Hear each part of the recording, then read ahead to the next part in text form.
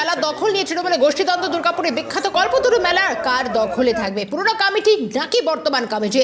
এই বিবাদকে কেন্দ্র করে বন্ধ হলো মেলা স্টল বুকিং অফিসে বসেছে পুরনো কমিটির সদস্যরা। এই নিয়ে গন্ডগোল। মেলা স্টল বুকিংই বন্ধ হয়ে গেছে ঘটনাকে ঘিরে।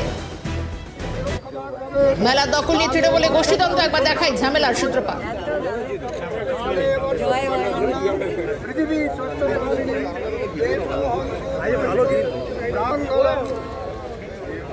পুরনো কমিটি নাকি বর্তমান কমিটি, এই নিয়ে বিবাদ। টেলিফোন লাইনে রয়েছেন আমাদের প্রতিনিধি রাজেশ সিংহত। রাজেশ, কি থেকে ঘটনার সূত্রপাত, কেন এই কুন্দল? দেখো, বর্তমান কমিটি যারা রয়েছে, যারা গত বছর থেকে করে আসছেন, গত 2 বছর ধরে তারা মেলা করেছেন দুর্গাপুর সাংস্কৃতিক মেলা কমিটির নামে, এবং তারা থাকবেন না পুরনো গোষ্ঠী। দুটো গোষ্ঠী হচ্ছে তৃণমূলের নেতারা এবং কর্মীরা রয়েছেন, এবং এই দুটো লবির লড়াইয়ে মানে দুর্গাপুরের যে কল্পতরু মেলা, 57 বছরের কল্পতরু মেলা, যে মেলা হচ্ছে ঐতিহ্যমণ্ডিত, সে মেলার বুকিং বন্ধ হয়ে গেছে। অর্থাৎ স্টল বুকিং এখন হচ্ছে না। 1 তারিখ থেকে মেলা শুরু হওয়ার কথা, 10 দিন চলে, এবং ঐতিহ্যমণ্ডিত মেলা প্রচুর মানুষের ভিড় জমে, কিন্তু সেই মেলার ব্যবসা যারা বুকিং করতে আসছেন ব্যবসায়ীরা, সেই ব্যবসায়ীরা বুকিং করতে পারছেন না, শুধুমাত্র তৃণমূলের যে নিজস্ব দ্বন্দ্ব, সেই দ্বন্দ্বের জন্য।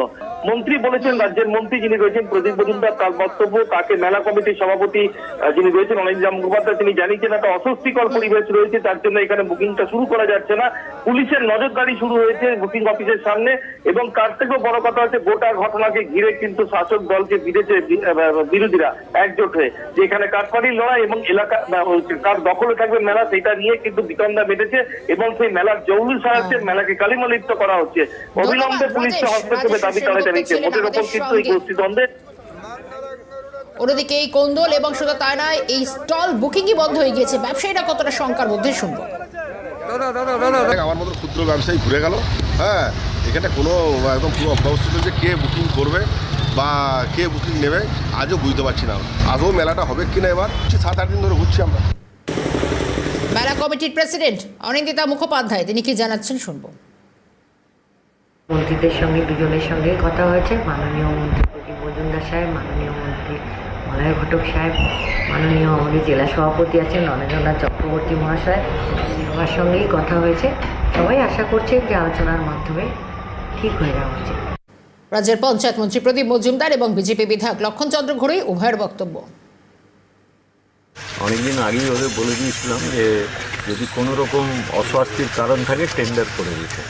আজকে চেয়ারপারসন এসেছিলেন, উনি প্রেসিডেন্ট, ওনাকে জিজ্ঞেস করলাম, উনি বললেন একটু অস্বস্তিকর পরিস্থিতি আছে। আমি ঠিক জানি না, খুলে কিছু বলেননি। উনি বলছেন যে বুকিং হচ্ছে না, এই ধরনের কিছু একটা অসুবিধার কথা। সেটা তো হওয়ার কথা নয়। কমিটির লোকেরা এই নিয়ে নিশ্চয়ই সিদ্ধান্ত নেবে। আমি এই প্রথম শুনতে পেলাম বুকিংয়ের অসুবিধা হচ্ছে। কল্পতরু মেলা আমাদের ঐতিহ্য, দুর্গাপুরের সংস্কৃতি কালচার বাঁচিয়ে রেখেছে কল্পতরু মেলা। সেই মেলায় কেন্দ্র করে কয়েক বছর ধরে যেভাবে তৃণমূলের গোষ্ঠী সংঘর্ষে দুর্গাপুর সাধারণ মানুষ নামে শেষ উঠেছে, দোকানদারা বসতে পারছেন না, তার জায়গা পাচ্ছেন না, কারমানি নেওয়া হচ্ছে, মেলার হিসাব দেওয়া হয়নি। কয়েক বছর ধরে মানুষ হিসাব দেয়নি, কোটি কোটি ইনকাম করা হচ্ছে, যাচ্ছে কোথায়? তাই দুই গোষ্ঠী লড়াই, টাকা মেলাকে নেবে, মেলা ভাগ্যে বসাবে, কে কারমানি পাচ্ছে কে পাচ্ছে না, এই জন্য গোষ্ঠীর সঙ্গে লড়াই হচ্ছে। এর তীব্র বিরোধিতা করছি। পুলিশকে বলবো সাবধান হন, পুলিশকে বলবো সুষ্ঠু মেলা যেন হয় দেখুন, কর্পোরেশনকে বলবো তাই আপনারও আছে, দেখতে হবে, নাহলে মানুষ ক্ষমা করবে না।